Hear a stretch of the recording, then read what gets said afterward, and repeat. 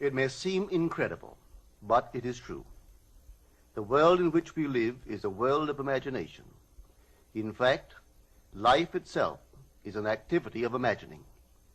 All that we behold, though it appears without, it is within, in our imagination, of which this world of mortality is but a shadow. Nothing appears or continues in being by a power of its own.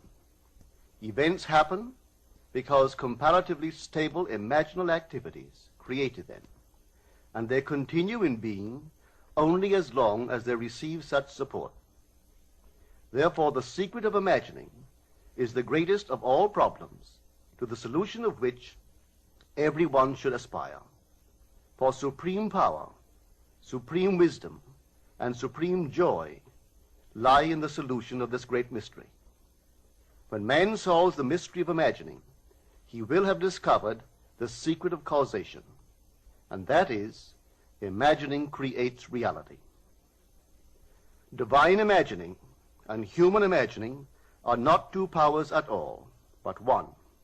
The valid distinction which exists between them lies not in the substance with which they operate, but in the degree of intensity of the operant power itself. Acting at high tension, an imaginal act is an immediate objective fact. Keyed low, an imaginal act is realized in a time process. Human history, with its forms of governments, its revolutions, its wars, and in fact the rise and fall of nations, could be written in terms of the imaginal activities of men and women. All imaginative men and women are forever casting forth enchantments, and all passive men and women who have no powerful imaginative lives are continually passing under the spell of their power. If imagination is the only thing that acts or is in existing beings or men, as Blake believed, then we should never be certain that it was not some woman treading in the winepress who began that subtle change in men's minds, or that the passion because of which the earth has been drenched in blood did not begin in the imagination of some shepherd boy, lighting up his eye for a moment before it ran upon its way. The future is the imaginal activity of man in its creative march. Imagining is the creative power, not only of the poet, the artist, the actor, and orator, but of the scientist, the inventor, the merchant, and the artisan. Its abuse in unrestrained, unlovely image-making is obvious, but its abuse in undue repression breeds a sterility which robs a man of actual wealth of experience. Imagining novel solutions to ever more complex problems is far more noble than to restrain or kill out desire. Life is the continuing solution of a continuously synthetic problem. Imagining creates events. Our world, created out of men's imagining, comprise unnumbered warring beliefs. Therefore, there can never be a perfectly stable or static state. Today's events are bound to disturb our yesterday's established order. Imaginative men and women invariably unsettle a pre-existing peace of mind. Hold fast to your ideal in your imagination. Nothing can take it from you but your failure to persist in imagining the ideal realized. Imagine only such states that are of value or promise well. To attempt to change circumstances before we change our imaginal activity is to struggle against the very nature of things. There can be no outer change until there is first an imaginal change. Everything we do, unaccompanied by an imaginal change, is but futile readjustment of surfaces.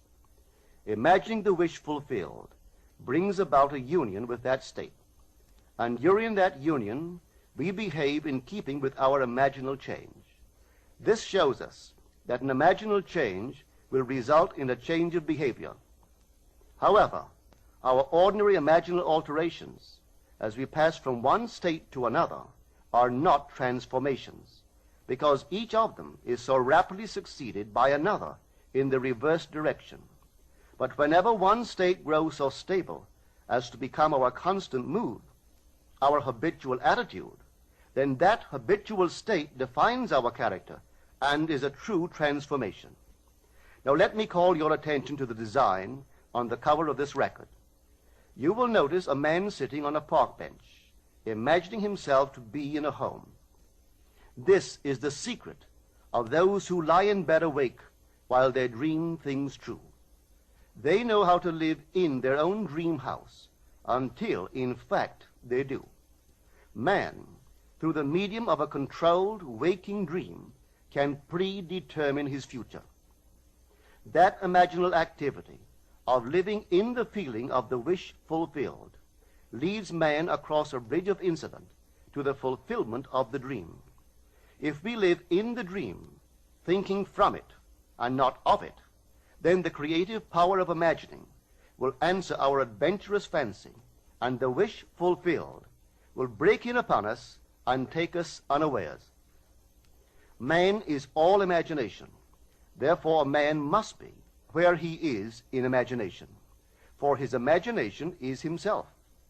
To realize that imagination is not something tied to the senses or enclosed within the spatial boundary of the body is most important. Although man moves about in space by movement of his physical body, he need not be so restricted. He can move by a change in what he is aware of. However real the scene on which sight rests, man can gaze on one never before witnessed. He can always remove the mountain if it upsets his concept of what life ought to be.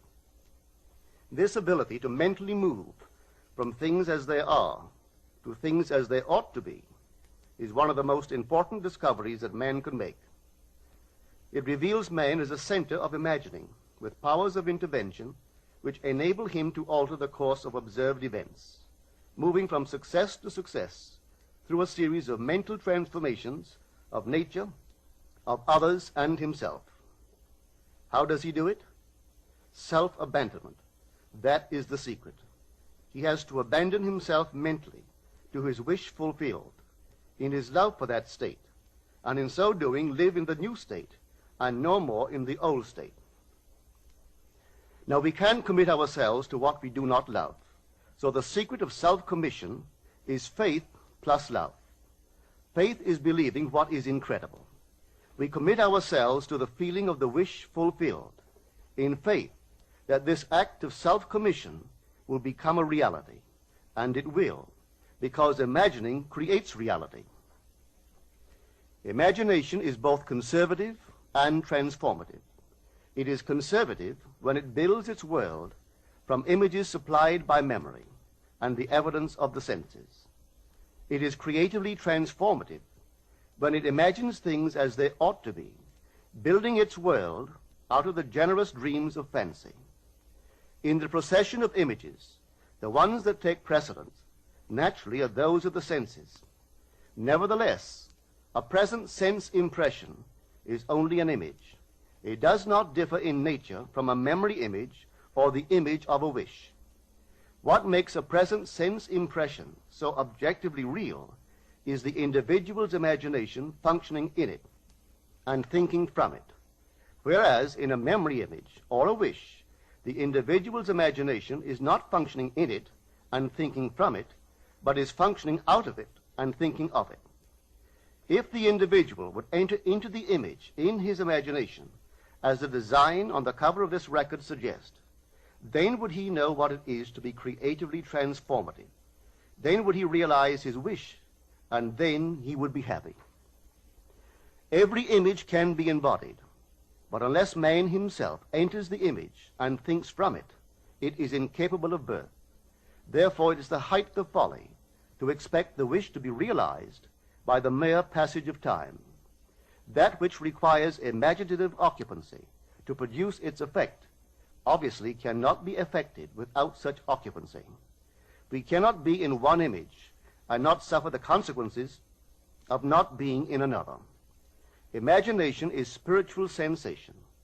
Enter the image of the wish fulfilled, then give it sensory vividness and tones of reality by mentally acting as you would act were it a physical fact. Now, this is what I mean by spiritual sensation. Imagine that you are holding a rose in your hand. Smell it. Do you detect the odor of roses? Well, if the rose is not here, why is its fragrance in the air? Through spiritual sensation, that is, through imaginal sight, sound, scent, taste, and touch, man can give to the image sensory vividness. If he does, all things will conspire to aid his harvesting. And on reflection, he will see how subtle were the threads that led to his goal. He could never have devised the means which his imaginal activity used to fulfill itself.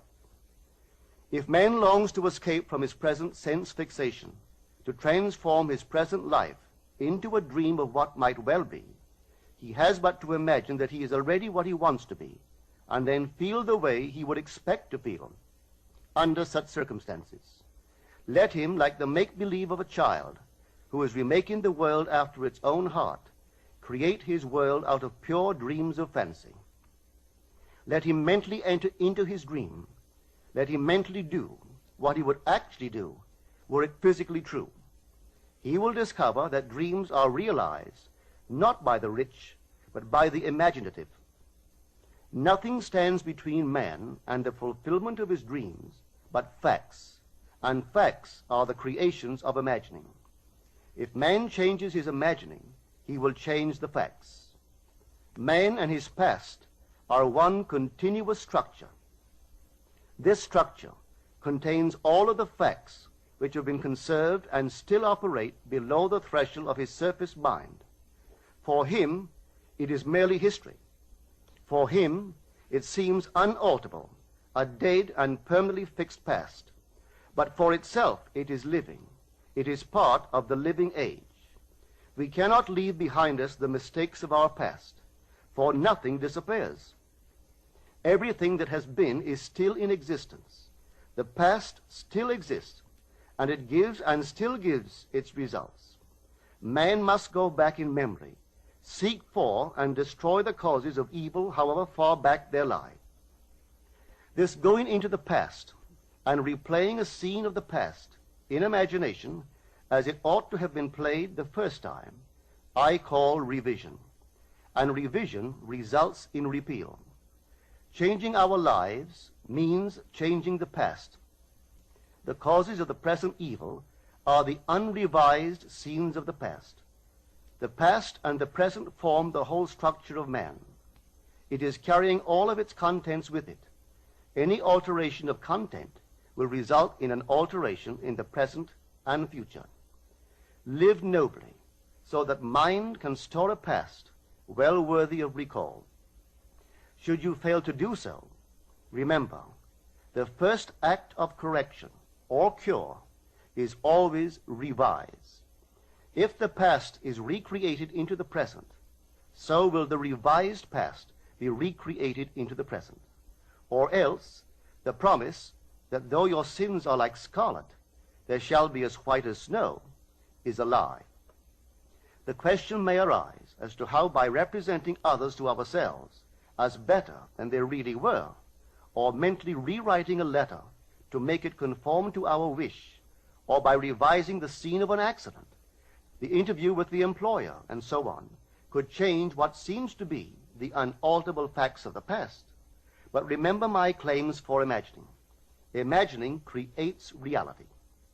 What it makes, it can unmake.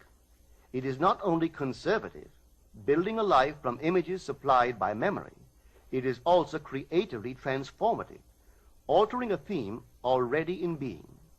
The parable of the unjust steward gives the answer to this question.